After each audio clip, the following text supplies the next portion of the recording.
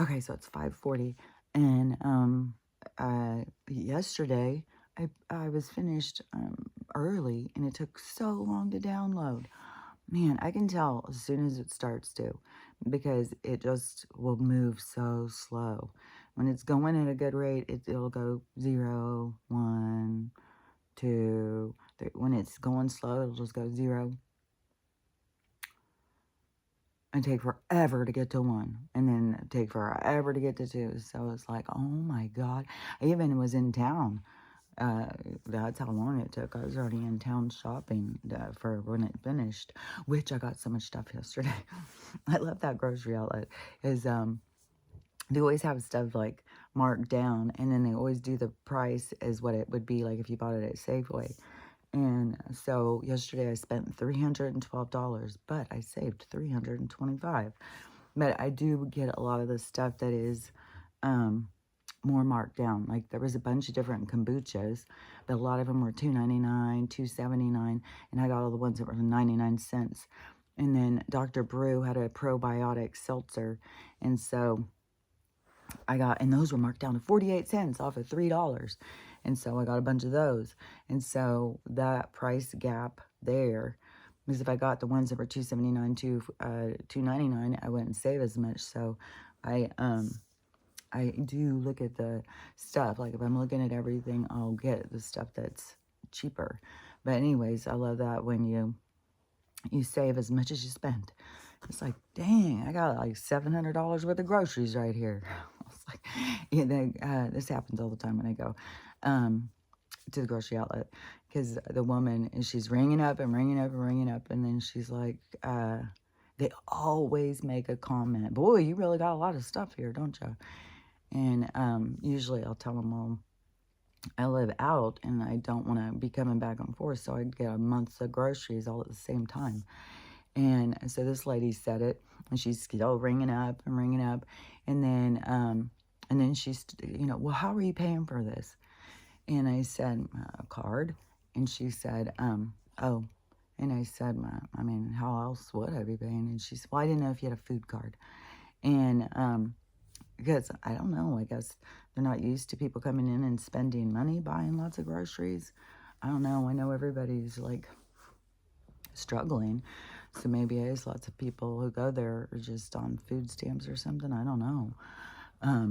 But obviously not everybody comes in and stocks up a month of groceries at one time. But that's what I always do.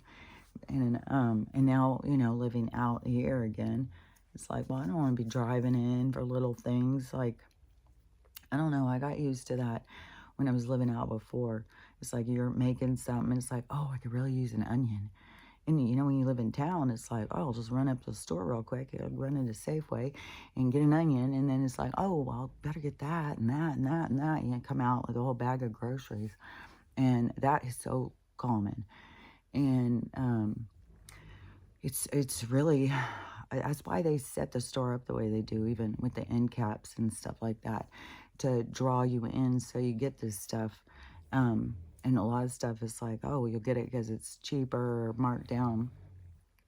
Like I got these these pumpkin frosted pretzels. And I eat snacks all the time. I always eat sweet stuff. And so they were supposed to be, like if you bought them at the Safeway, they're $12.99. But there, they were marked down to $2. So I got 2 of them. And what was I going to say about that? Well, whatever. That's what I always do. Like before I got the brownies that were marked down, and because I wouldn't normally buy these packaged brownies, and they were $1.99, and I was like, well, you're desperate for sweetness, and they seemed kind of dry, but I had gotten 2 boxes, because those were marked down to $1 from whatever, $6 or $7. And so I got a couple boxes of them. They were kind of dry, so I put them in the freezer, which if you put your bread in the freezer, you're supposed to put your bread in the freezer when you get it, because it does something to release something that's good. It makes it better. And the same with potatoes. But what I've noticed with the potatoes, because you got to cook them a little and then you put them in. And so you like blanch them and then you freeze them.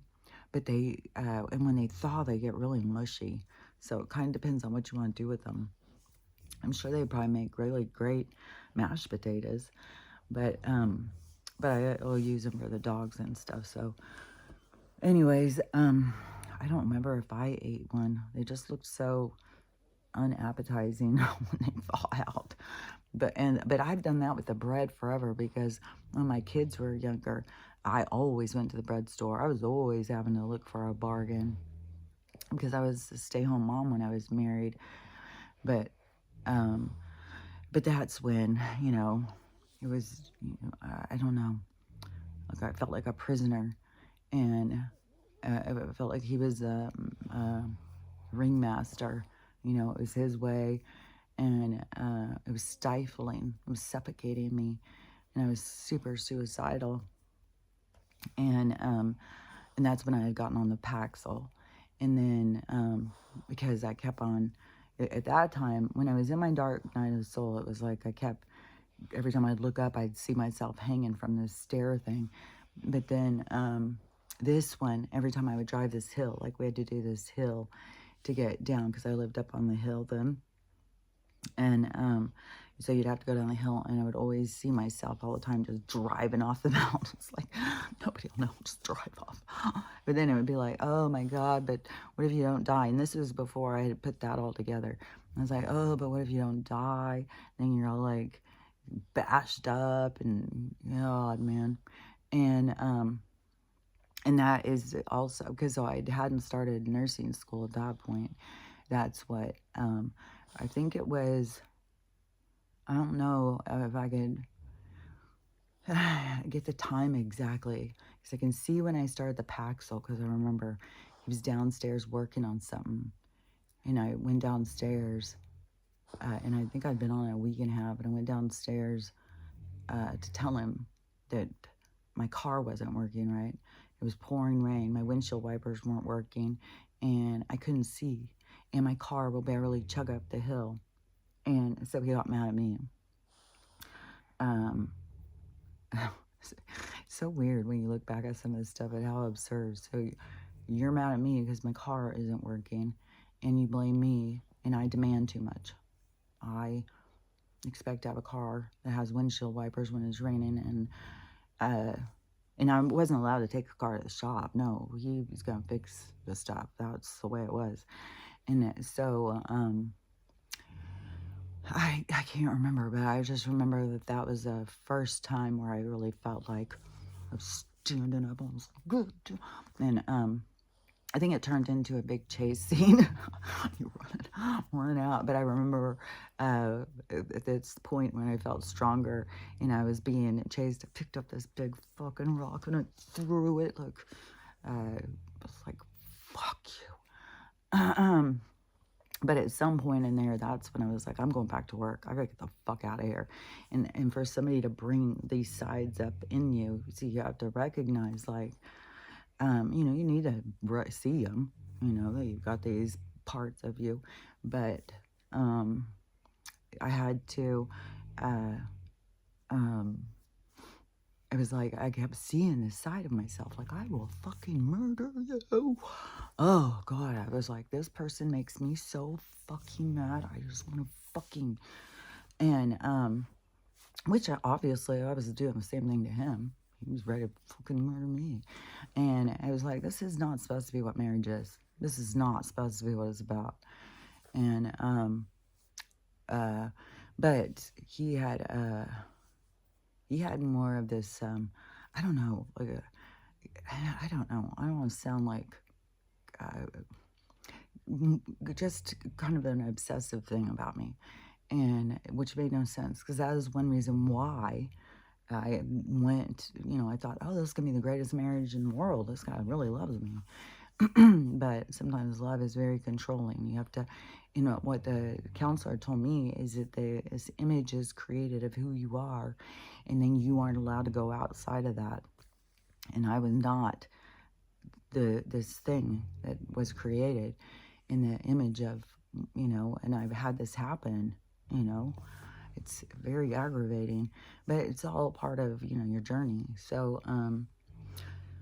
So it was then as, recognizing in my own frustration and my own willingness to do myself in to get the fuck out of this life was when I went on to the antidepressants, and that's when I saw, like, I gotta get out of this. I gotta change my life, no matter how hard it is, no matter how scary, because um, my youngest hadn't even started school yet.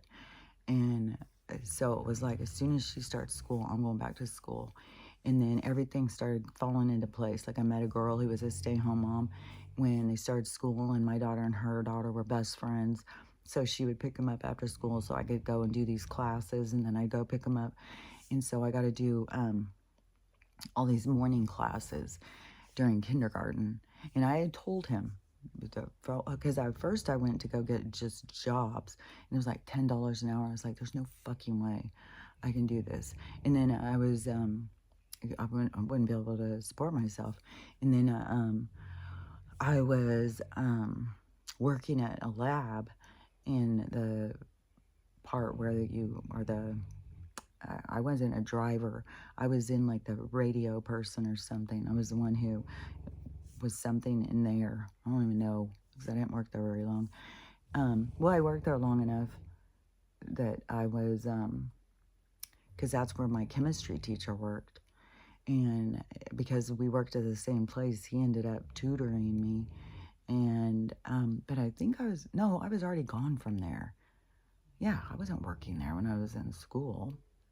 But it was working there was when one of the girls who worked in the lab part is, the blood would come in, and then blood, poop, pee, all that stuff would come in, and it would be like a window there, and they'd be getting this stuff, like the people come in and drop it off, give it to them, and they have to go through it. I think she worked in there. I don't know, but we started chatting all the time, and we both had other medical background. And so we started talking about becoming a nurse. And so she started saying, let's go back to school. Let's go back to school and become nurses. And I was like, okay, let's do it. And so I started doing all the stuff to go towards that. I started doing all my paperwork and doing everything. I was doing it. And she didn't ever follow through. I don't know if she ever did, but she didn't with that. And so I had to start by myself. I just went by myself and feeling, beat down by life and insecure and stuff like that. And I was just like, man, it's so crazy on your golden path, the different situations awaiting for you along your journey to experience and to see different things. And it's all steps towards your growth, but it's like you got to choose the growth route. You got to choose the part of making things better, seeing things and stuff, not getting caught up in the dramas and the sensationalism of the bullshit that goes on in your life, and being able to benefit from it rather. So, because that was fucking a journey, man. That whole, oh my God, there was a lot of stuff packed into that time in school. So much stuff. So I started school, but I told him right from the beginning, I told him as soon as I got a job, as soon as I can, I'm leaving you. And when I started school, I said, if things have not changed, I'm out. I'm moving out. There's no fucking way. I'm not living like this anymore. And I mean, it was like I couldn't ever say anything. I couldn't have an opinion. I couldn't. And one thing too that was that I allowed to have happen to me was it was like I was treated like I was too retarded to be able to do anything. Like I wasn't allowed to go in and, like, I want to paint a room. Like, I want to paint the kids' room pink. And it would be like, well, I'll get to it as soon as I can. I was like, no, I'll paint it. No, you won't be able to do it. You will make a mess. No, you're not doing it. I'll do it. Every motherfucking thing. And if I went in and started doing something, it was hell to pay. And it was the same way with cooking. He was the master of all things. He could do it all, and I had to sit back and just, oh, thank you for being, I'm not worthy, oh, thank you, thank you. It's like the toxic fucking dynamics that can go on, man. And I can go, like, in my mind, I could go further down the trail of, like, you know, how we get to where we are, you know, what draws us into these relationships like this. And don't forget, it's like the other person feels just as abused as you do. They react and act differently, but we all are not getting what we need, and we're all feeling fucked over and used and motherfucking shit. And so that's why it's so toxic, because we're all fucking low vibration when we're in those kind of relationships. And it's toxic, and then we draw more people in. Oh, can you believe it? I can't believe it. Da, da. And then you get this side. Oh yeah, men suck, and they're all so sucky. Let's just all group over here and talk about how bad men are. You know, and these little side fucking branches of these conglomerative, you know, the cesspool of this angry energy, and fuck them. And instead of like, well, you know, if you had better self-esteem, you wouldn't put up with that shit, and you'd be out. And so, which going to school also built my self-esteem up, because I was told all the time, you know, what an idiot I was. But I also, you know, I mean, that was something I carried from my whole life. And because of my school and stuff, because nobody was catching on. Like, I even asked my mom the other day, I said, did they ever call you in and say, like, I was retarded or anything? And she said, no. And I said, okay, because I never did those testing things and all this stuff. But I was like, I wonder if she remembers, because I remember there being pressure on me back. But I don't remember all this stuff. But the big thing for me was in class when the teacher would start talking. Those classes where the teacher would start talking, I just immediately go into another world. It just takes me out of this world. Like, as soon as my mind, I'm gone, bye. And so, and then it would always bring me back when the bell would ring. And I'd always be like, what the fuck is going on? And there was nobody ever to tell, even when I say stuff, oh, you're a daydreamer. You just got to get a handle on yourself. You know, stay focused. It's like, I don't know. It's not like, but that, you know, became a part of who I was, a daydreamer. And, but it affected my grades, it affected my self-esteem. And I thought, you know, I was a simpleton. I thought, you know, I'm not too smart. And so, and my ex would always tell me, man, you are so smart.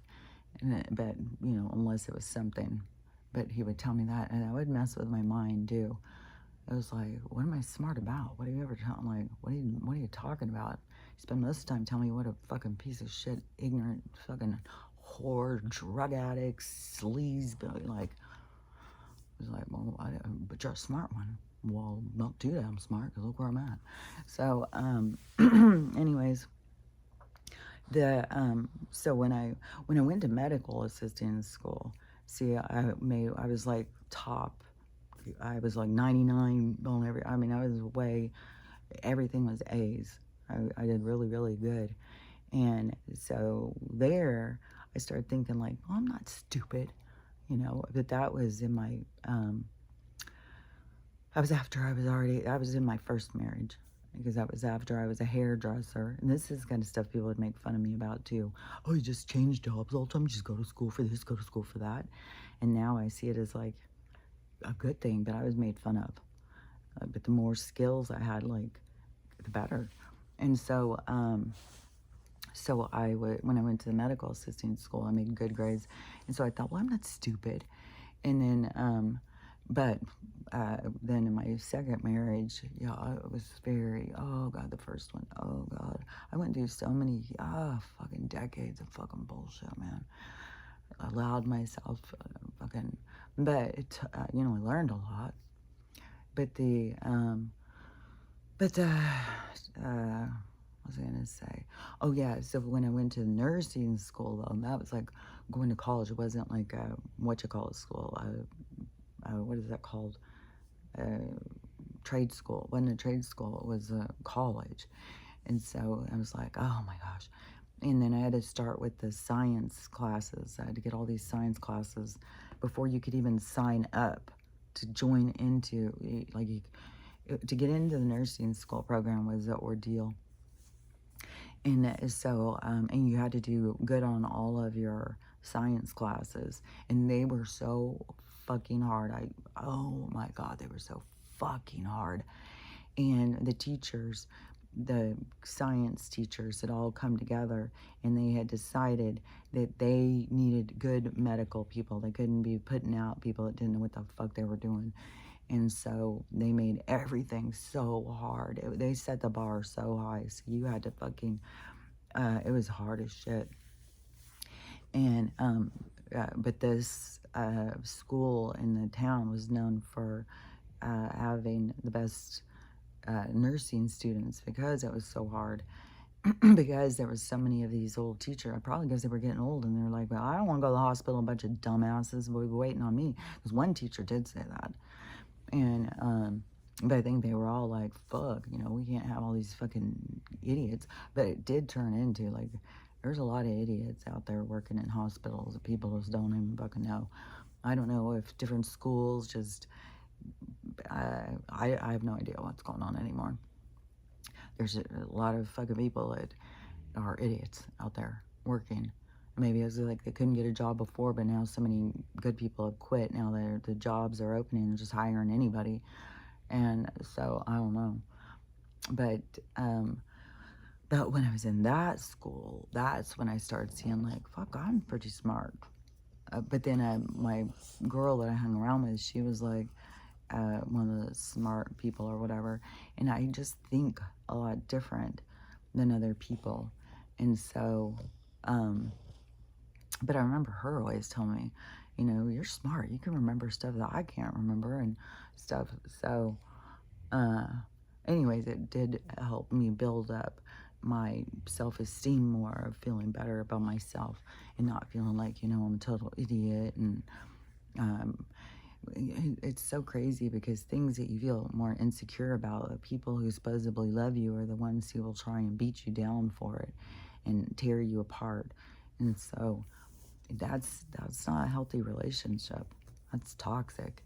But it was when I was when I was working as a nurse, because right away, early on, I knew I wanted to be a psych nurse, but it wasn't part of my journey until right at the end when I finally got the job I wanted, and it became clear that I had a brain injury, and then they took away my license and stuff, and because that was a whole drama. There's been so much of my life that has been so dramatic. It's so funny because these last few years it was like no drama. Well, getting kicked out my plate, but still, I knew that was a possibility because I made the choice to not participate in this fucking beast system. I gotta pay these motherfuckers to fuck me, man. They can fuck off.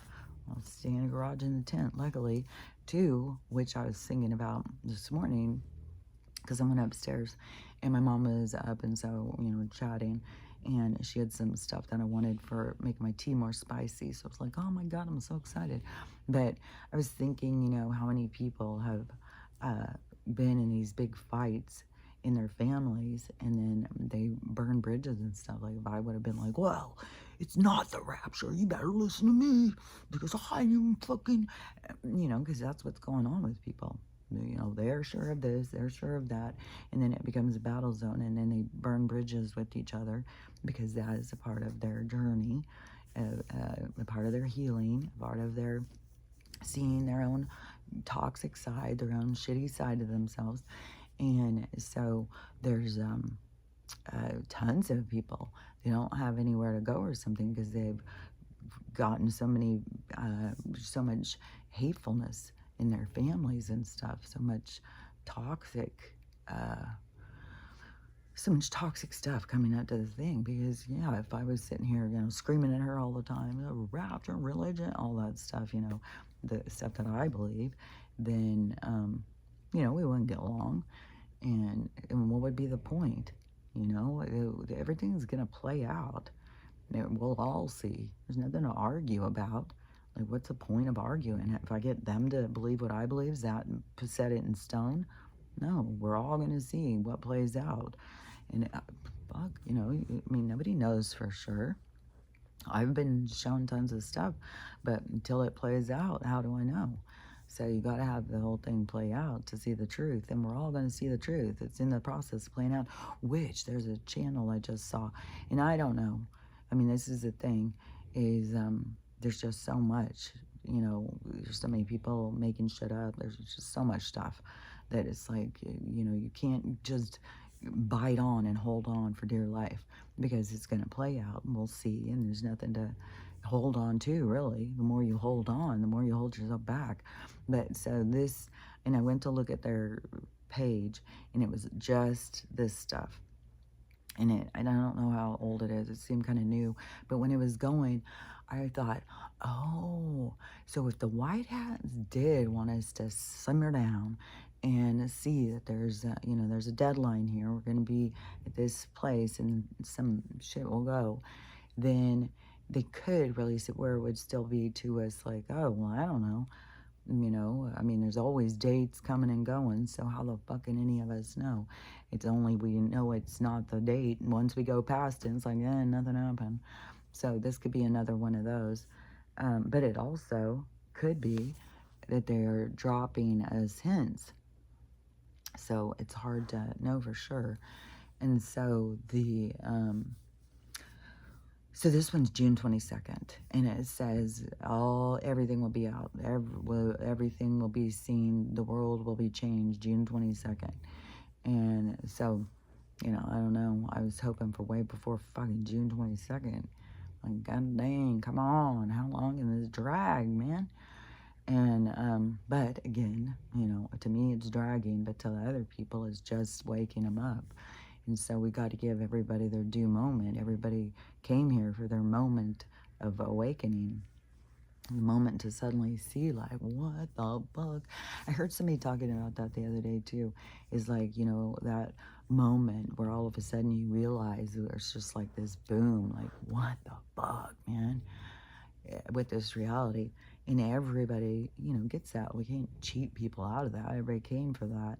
We can't tell them, you know, trying to explain our moment. Their moment's coming. And so everybody gets that, like, aha moment. That's the awakening. And so, you know, that's what we're going through. So however long it plays out, but they're obviously... Because to me, this is the thing. Like, when other people see things, they don't see the same thing I see. And so that's why I like to say what I see, because then it's not when other people, when everybody's out looking like, what are other people thinking? What are other people seeing? You know, and everybody's out looking for some kind of, trying to figure out what's going on in this world. That the more different stuff that you can hear and stuff, because if it was just, you know, we're just hearing the same thing, that's like the world that they created. So we need to hear lots of different opinions, lots of different things. And then I have to get comfortable with myself, because I'm, you know, been such an oddball for the whole time, that then it's like I have to get comfortable with myself to share these sides, because, you know, I've been laughed at and made fun of for so long. So anyways, but I feel like I'm so much more over it. Like, we're year 5 at this point. But yeah, what was that? Oh yeah, okay, because 2020 was Twitter. 2020 was Twitter I was on. 2021 was this. So 21, 22, 23, 24, 25. Yeah, so this is my 5th year. So, but it's my 6th year of going public, because Twitter was a big stepping stone for me. It was where I really had to test the waters, because I was like, man, can I hold my own? Can I, you know, when these people come at you, and it's been intense, when the people come at you and start attacking you, and you're so stupid and you don't know. And there was so much stuff going in, and it was so fringe. Some of the things that you knew and saw, it was so fucking fringe. And it was the majority of people would tell you you're a fucking idiot and stuff. And so that on Twitter was where I started learning, oh, I can hold my own. I know what the fuck I'm talking about. And then, but then that's where I started seeing the bullshit, because that's where I started getting kicked off and stuff.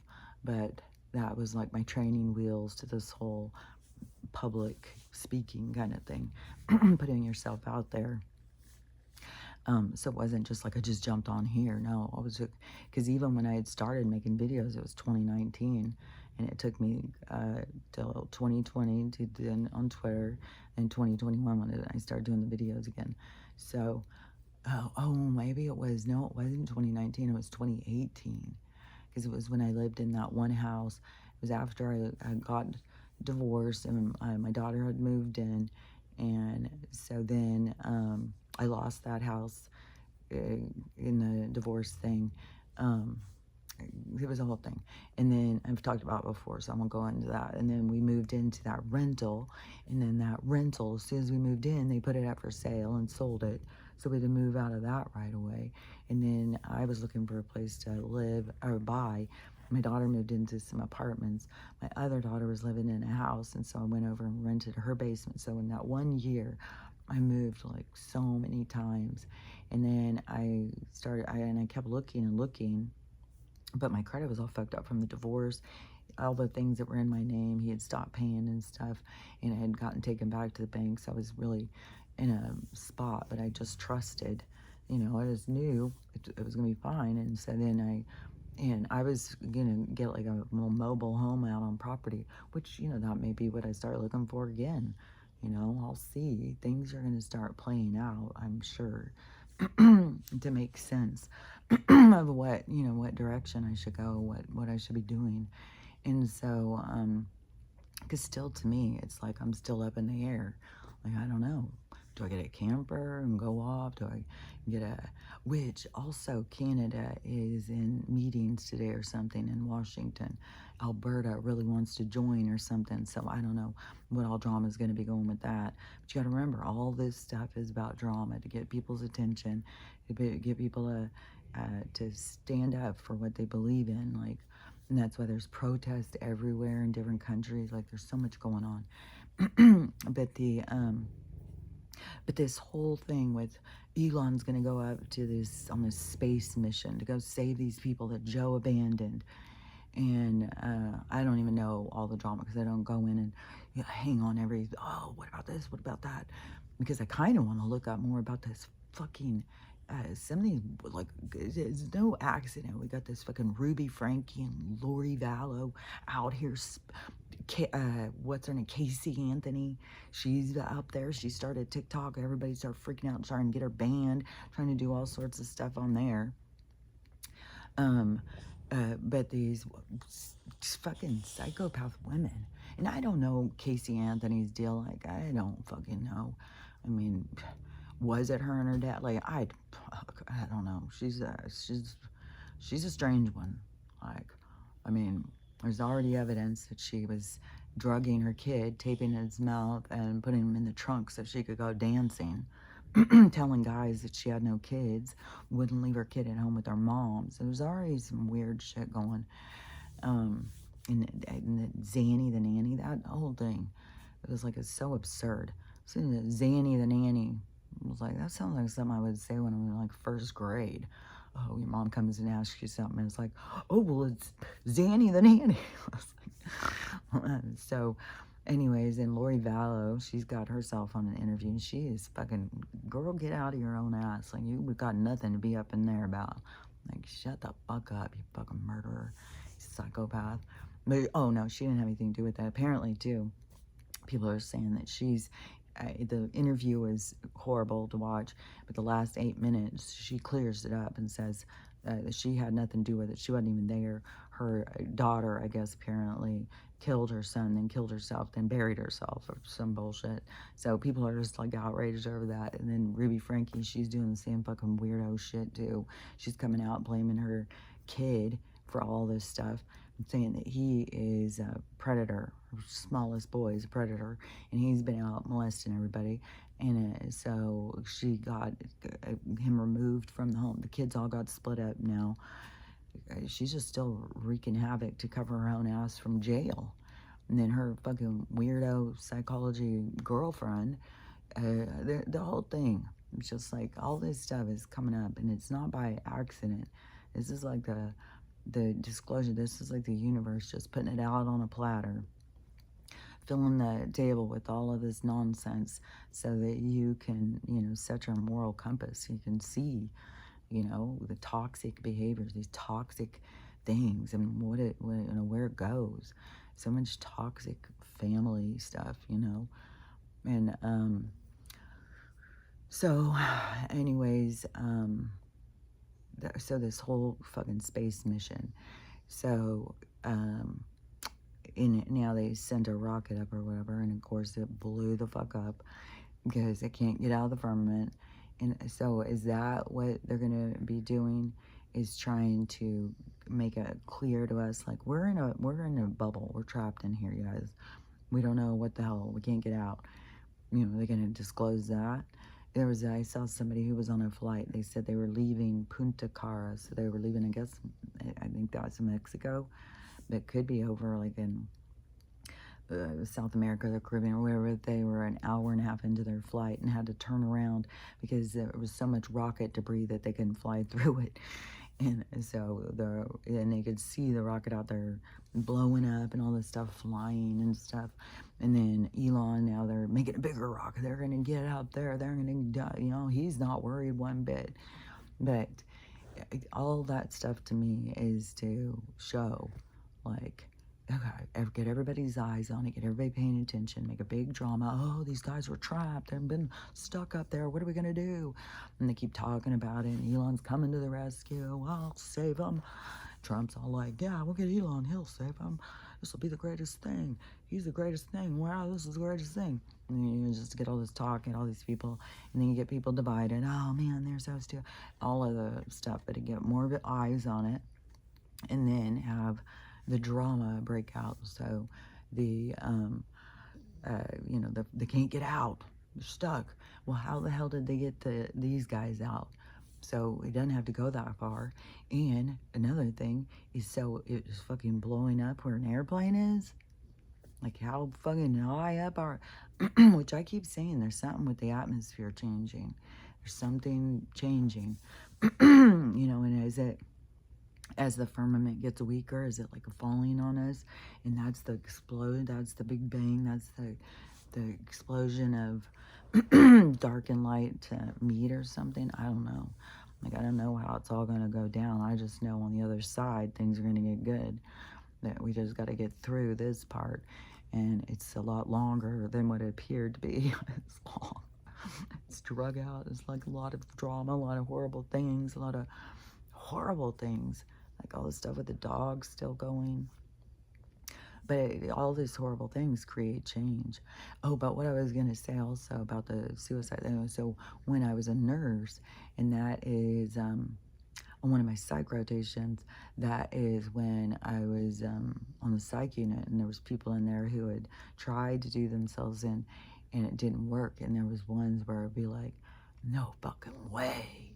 Like, you fucking took a shotgun, blew your fucking head off, and now you've got like half a face and you're going around. And then that guy, he said that he didn't do it to himself. His girlfriend did. Nobody was listening to him. And, but that's the thing that I started recognizing. Like, it's not just like, oh, did you get the bullet in the right place? Did you put it right here? Did you make sure you aimed it that way? To make sure you went that, like all the stuff that they would say before. It's got to be this exact point, and then, there's no coming back. Like, I mean, a shotgun and taking your head off, like, that's no coming back from that.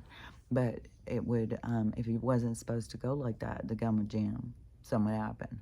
It wouldn't work. You would go and it would skim up the side of your nose or something. It wouldn't work. But there's people who, got injured from trying to do themselves in, serious injuries. And see, that's the life journey.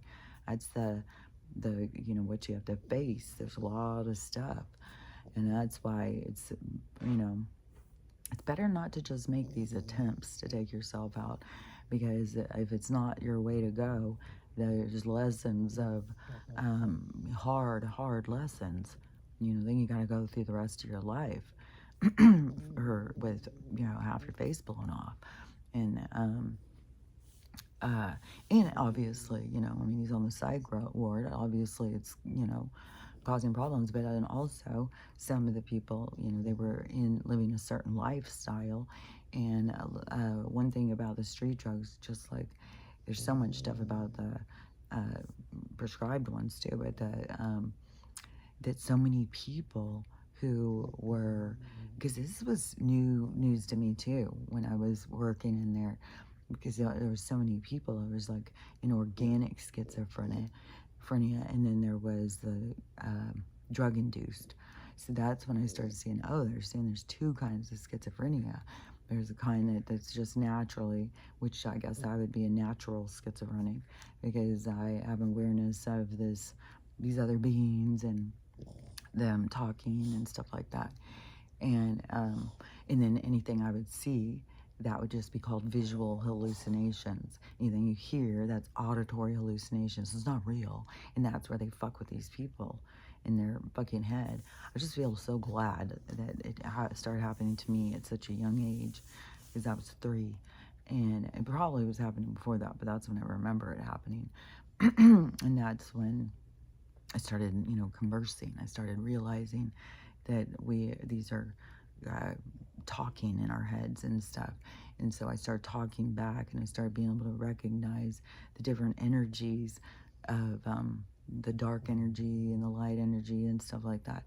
And so, that's why, to me, the people who were labeled schizophrenic, natural schizophrenics, it was like, no, you just got to get a handle on who you're talking to. It's real. It's real. That's all real. But that can, at that point, get them kind of scared, because I tried, man. I tried to tell some, no, it's real, because you need to learn how to battle that side, you know, how to keep yourself control, safe, like guarded, taking care of yourself, you know. And then it's like because they tell them that it's not real and stuff, it opens the door more to the negative and the dark, because it creates more fear in them. And then the medications and stuff, like, I don't know, it's all a fucking experiment what they do with those medications, because that's where they get all these people going in and on those medicines, seeing these counselors. And that's where the weird shit starts going. The weird shit, you know, all those people are out taking out people in movie theaters, taking out people in stores, fucking killing their kids. Like, shit is like killing their parents. Like, it's, you know, that's where the changing gender, like, they start really fucking with people in that arena. And so,